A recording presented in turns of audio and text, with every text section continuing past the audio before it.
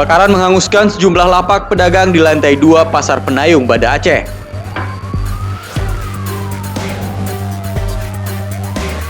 Belum diketahui sumber api penyebab kebakaran yang terjadi pada Kamis sore tersebut.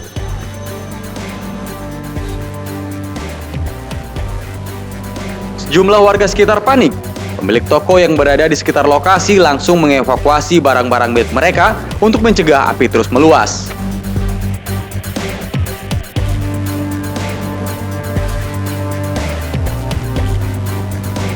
Untuk memadamkan api, sejumlah unit armada pemadam kebakaran dikerahkan ke lokasi.